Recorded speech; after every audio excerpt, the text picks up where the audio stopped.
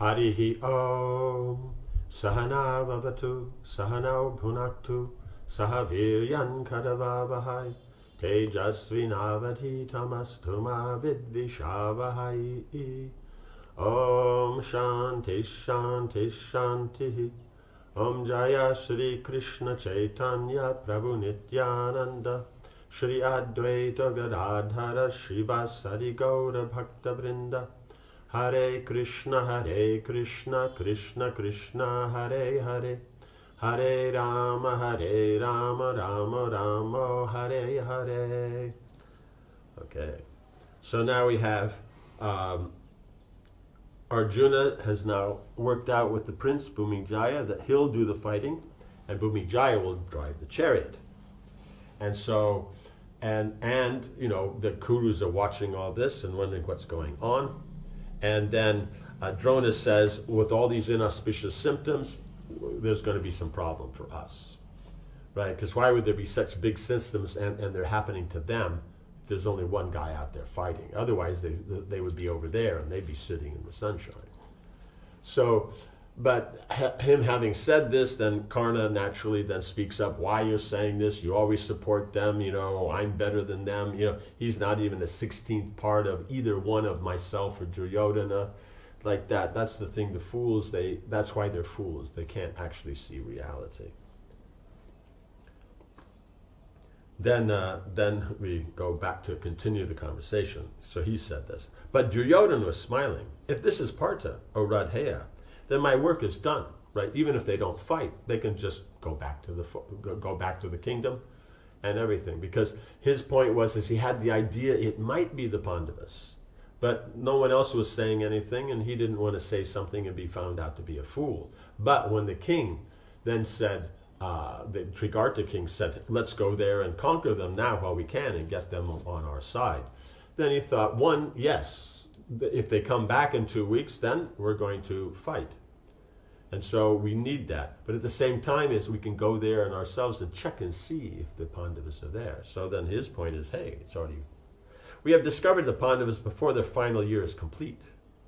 Now they will have to return to the forest. If this is anyone else in eunuch's guise, I shall soon lay him flat on the ground with my sharp arrows. If it's Arjuna, then they have to go back to the forest. That's what he's understanding. But if not, then he's dead, right? Because they are the best. Just Arjuna is better, right? I mean, on the planet, they're the best. And then there's Arjuna, right? Arjuna's chariot soon reached the Sami tree. Out of sight of the Kurus, Arjuna said, climb this tree, O prince, and bring down the bundle up there. It holds the weapons I need. Your bow and arrows will not withstand the force of my arms when, worked up with anger, I defeat your enemies. Here are the Pandavas' weapons, including the Gandiva bow, as huge as a palm tree and embellished with gold. It is a celestial bow without blemish, and is capable of bearing the heaviest weight. Bhumijaya looked up at the bundle high in the tree. It is heard that a corpse is tied to this tree. How can I, a prince, touch such an unclean thing? In other words, the rumors that they set there and spun around, because they mentioned, because they were there, no one's watching, but there's a few cowherds around. So they go up, they hang on the tree, they say our mother died and it's our tradition, we hang them in a tree and everything. Because it's the cremation ground, so we hang them in the tree. And so that rumor would go around, and then everybody would know, it's okay, there's a corpse hanging in the tree, don't go there at night, right? Do not be afraid, O prince, this is no corpse. There are only weapons wrapped in that bundle.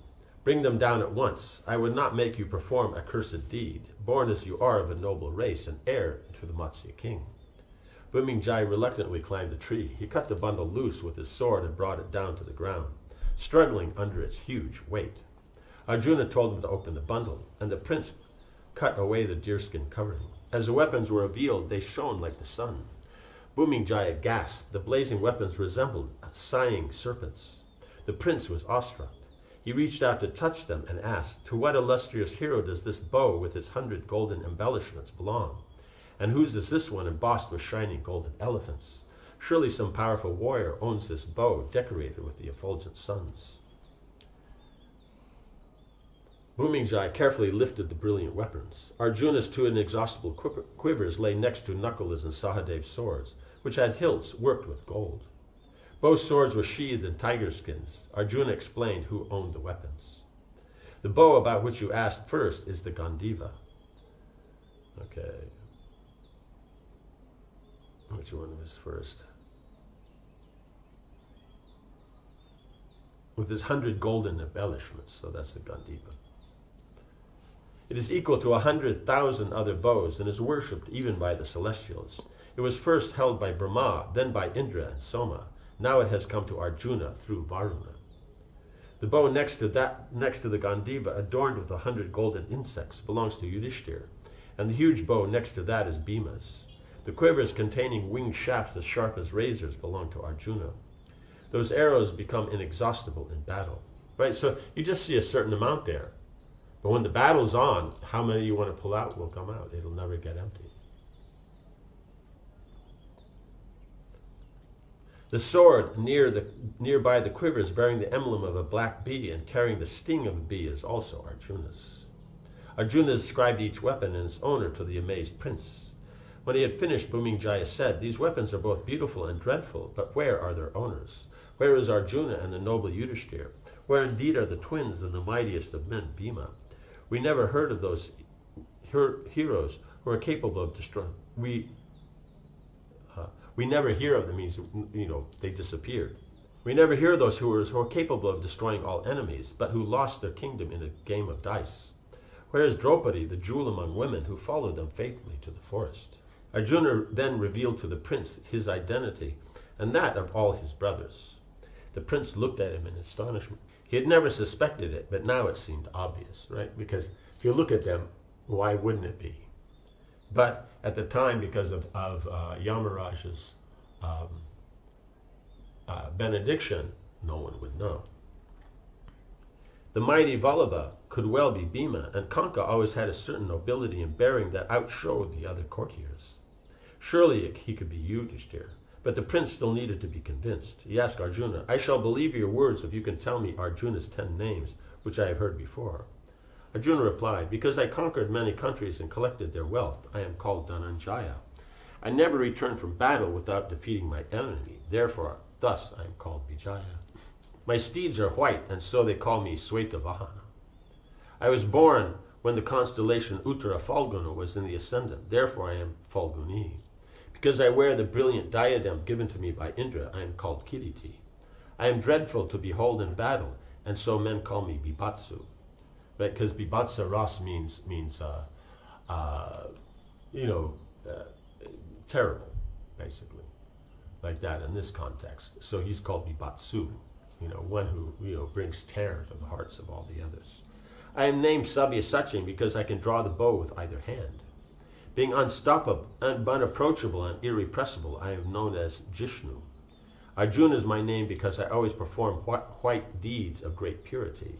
My father, out of affection for a black-complexioned boy, called me Krishna. These are my 10 names, O Prince. He didn't just list them off, he explained what each one meant. Bhumijaya fell at Arjuna's feet with his arms outstretched. "By my good luck, I have seen you, O Dhananjaya. Please forgive anything I may have said to you in my ignorance. You are worthy of my worship. My fears are all removed, and I am ready to act as your charioteer. Please order me." Right? Because if he hadn't revealed this and all that, then he would still be afraid. Even driving the chariot, he might stop and get off and run, So you just don't know, or he just freeze and not be able to. But here, now he'll have the confidence. Like that. "And I am ready to act as your charioteer. Please order me. I will fight the Kurus and return your animals, have no doubt." Arjuna said as he strapped on his quivers, "This chariot will be like your citadel with my arms for its ramparts, and the Gandiva as its unassailable defenses." In other words, he will not be attacked as a charioteer. "Simply guide this chariot and have no fear." Right? Because if he has no fear, he can really think clearly and go, let's go here, there, this one's attacking, let's move around this way or that way, or let's attack here first, or Arjuna will say. The prince placed the Pandava's weapons in the chariot. "With you in the chariot, how can I be afraid? But I am bewildered as to how you have accepted the guise of a eunuch. It seems incredible that one of your powers and prowess could assume such a form." Arjuna smiled. I am observing a vow, both to acquire religious merit and to satisfy another's will. That vow is now complete, O prince. Right? So he knows it's complete. So Arjuna knows the 1 year is up. Duryodhana thinks, oh, we've caught them. But Arjuna knows, because him revealing himself means that, and him going out and fighting, he knows it's the time's up. So that's why he can so confidently fight. The Pandavas had calculated that the full term of their exile was completed that day. Thus Arjuna had revealed his identity to the prince without fear. Now he would fight openly with the Kurus. He looked at the horses yoked to the chariot. Are those horses battle-trained? He asked. These horses are equal to the 4 horses that draw Krishna's chariot, the prince answered proudly. I myself am a skilled driver, no less skilled than Daruka or Malati. He always says such big things, right? I will break through the enemy ranks with such speed that the chariot will hardly be visible. Arjuna, and whatever it is, but he's saying that now in his confidence. So then his point is this is who you have, and he's confident he'll do his best. In other words, he's been trained nicely, whether he's Matali or Daruka, but the point is he's going to do the best job. Arjuna nodded and removed his bangles. He pulled on a pair of iguana skin gloves that covered his forearms. Right? Because when you pull the string, it hits here, so you have to have guards. Right? And iguanas, then that's going to be very tough, and it's also very thin, so it's not bulky. Tying back his hair with a piece of white cloth, he sat on the chariot and thought of his celestial weapons. They appeared within his mind and said, "We are here, son of Pandu. We are prepared to do your bidding." Right? So now he has this, the sastra, which is the bow and arrow, and now he's called the astras, and now he's ready. All of you dwell within my memory, Arjuna said with delight. The thought of battle with Duryodhana was filling him with new enthusiasm and energy. 13 years had been a long time to wait. At last he would have a chance to use the weapons he had obtained from the gods. He strung the gandiva and twanged it, producing a sound of 2 mountains striking one another. Right? So that's going to be heard by it's not that, okay, just right there and like that. No. The earth vibrated, shaking the trees, and fireballs fell from the sky, right? The omens are getting worse. When the Kurus heard the terrific sound, they knew it was surely Arjuna with his gandiva bow, because who else's bow would make that sound? See, that's the fun thing, is these bows are so powerful, you could pull them and let it go, and it would make like that kind of sound. Modern weapons, if you do that, sometimes it's said it's dangerous, it'll break them, it's bad for them. And plus it's also, if you don't know what you're doing, it can hit you and so many funny things. Arjuna took down the lion banner and meditated on Agni. A celestial banner fell from the sky, adorned with gold and bearing Hanuman's image. After walking around it reverentially, Arjuna hoisted the flag on the chariot's flagstaff. So he put up his own, because he's going out as Arjuna. He may still have, a few of the clothes of, Brihanala. But the point is it's Arjuna who's going out there, and he's letting them know. He ordered Booming Jaya to drive, and the chariot moved off towards the north in the direction of the Kurus. Arjuna blew his concho with all his strength. It emitted a thunderous sound that made his horses drop to their knees. The prince, stricken with fear, fell over in the chariot. Yeah. Because these are generals in battle, They can fight with the celestials. So their prowess, their power, their weaponry, everything, they're in another league. And Booming Jaya maybe do very well with the neighboring kingdoms and things like that, and establish his own and maintain his own kingdom very nicely. But these kind of personalities are in another category. Arjuna consoled the prince and told him to take courage. You are a Kshatriya and the son of a great king. Why then do you tremble at this sound, losing control of the horses? Many times you have heard the sounds of battle, of mighty conches and trumpets being blown. Why are you terrified like an ordinary man? The prince got up and took hold of the reins. He brought the horses back to their feet and replied, Surely I have heard many conches blown, but never one such as this. Nor have I ever heard a bow sounding like the gandiva. This celestial banner also fills me with wonder, right? Because Hanuman's there, he also roars. So it's not just a flag, he actually shouts like that. The monkey seems to be alive, about to leap down from the flag. My mind is simply astonished. Arjuna laughed. Stand firm on the chariot and hold the reins tightly, for I will blow my conch again. Right, the first time it gets their attention. Now this will be the battle cry. Arjuna blew his conch and twanged his bow once more. The combined sound filled the four quarters and seemed to rent the mountains. The prince kept his position with difficulty and controlled the terrified steeds. In the distance, Drona heard the terrible sounds Arjuna was making. He turned to Duryodhana. There's no doubt that Sabyasachi has come to fight with us. Even more dreadful omens are now visible, right? Because he saw before when he the first time, then you know how you say these fireballs. That means meteors are falling from the sky. Meteors are considered bad. Modern, they think, oh, it's very nice, but they're not considered so bad, so good. Even more dreadful omens are now visible, portenting a great calamity for the Kurus. Your army seems cheerless. Right before they were very haughty. As if they are weeping, all of our leading warriors stand motionless, bereft of energy. A pale of gloom seems to hang over our forces. Let us make ready for battle. When Partha appears, you will have cause to repent your actions. So, in other words, because the whole point is he's also thinking, oh, we found them and everything. But even let's say he has found them, but Partha's coming out for battle. Will any of them be left alive to go back? So even if they did find him, if they're all dead, what does it matter?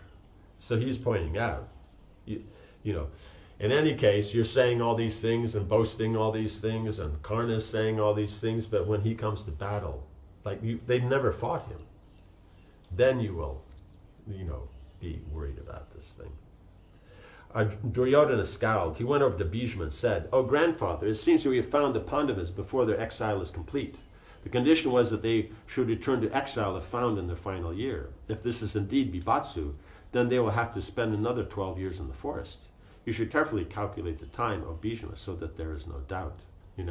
He's trying to get that, but the point is that they've come and taken the cows, and he's defending the kingdom, so they'll have to fight anyway. Even if they say you have to go to the forest, he has to defend the cows. Duryodhana looked around. In the distance he saw the dust rising from Arjuna's chariot. The Kaurava held his bow firmly. Whoever is coming towards us, be it Arjuna or the Matsya king, we will have to fight today. Why then are our leading men sitting panic-stricken on their chariots? We are many, and here comes but a single warrior. Yeah, but they know who that single warrior is. Our preceptors' talk of omens and calamities is unbecoming, right? It means even if they're there, you don't mention them because the men get worried. But they're pointing out that this is Arjuna. It's not just any other battle. If it was just the Matsya king and all that, his army, and then they have these, okay, you go ahead and fight anyway. Our agreement with Shushama was that he would support us in the battle against Virata. But remember, Shushama has been defeated on the other side. So they've come with their big army, and they're expecting Shushama with the Trigartas to come, because Virat's, with Kichika dead, then it should have gone. But he hasn't calculated that, Bhima and the twins have gone out there with Yudhishthira, and they've already defeated them. So there is no army on the other side. One, there's probably very little left of it, and whatever is left, it's not going anywhere, right? It's just staying on that side. "Oh, Bhishma, arrange our troops for battle. I fear that Drona is overpowered by his affection for the enemy. How can he guide or protect us in our hour of danger?" Right? Everything he speaks is like a knife to the heart. The guy is such a demon. He can't say anything nice. He can't praise anybody unless it's something he's going to get. But here, if they say that Arjuna is a formal fighter, be careful. Oh, he just cares for him. He can't do anything, so someone else. They have no intelligence to see, but that's the whole point. That's the demoniac mentality. They don't really see the proper way. Karna had come up alongside Duryodhana. He spoke loudly so that all the leading Kurus could hear him. "It seems you have all become fearful simply upon seeing Arjuna. Do you not know that Arjuna is no match for me? After spending a long time in the forest, he will be weak in battle, right? But what they forget, what they don't know is they were training every day, you know. And he says he'll be weak in battle. What about him defeating the 60,000 Nivedakavachas? What about all these other things? They just ignore that. Like a qualified Brahmin receiving charity, he will soon quietly receive thousands of my arrows. By killing Arjuna, I will repay my debt to Duryodhana. Today I will extinguish the Pandava fire, which is kindled by the fuel of weapons, and which consumes all enemies. My unfailing shafts will pierce Partha like serpents entering an anthill. You will see him lying on the ground like a hill covered with golden karnika flowers. With powerful javelins I will bring down the screaming monkey from his banner and shatter his chariot to pieces. There's a good chance if he tried to get the screaming monkey on his banner, the monkey would jump down and make some trouble for him. All of you may fight alongside me, or if you like, go away with the cows. I can face Arjuna alone. Right? So Karna has to make his speeches like that, because this adds to the drama and adds to the flavor. So they have to say something, like that. So Karna said his bit, and so a few others will say something, and then after that, they'll start the preliminaries. Om Hare Krishna, Krishna Krishna, Hare Hare. Hare Rama, Rama Rama, Hare Hare. Jai Srila Prabhupada ki jai.